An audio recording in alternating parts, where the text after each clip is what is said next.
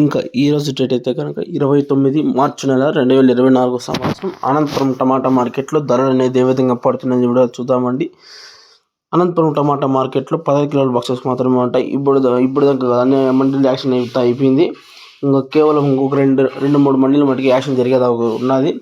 Top rate చూసుకున్నట్లయితే కనుక SR మండి వజ్రగిరిలో వచ్చేసి 200 రూపాయలు. ఎస్ఆర్ మండీలో వచ్చేసి నెంబర్ 1 క్వాలిటీ వచ్చింది, ఫుల్ క్వాలిటీలు వచ్చినాయంట 210 రూపాయలు ఎస్ఆర్ మండీలో.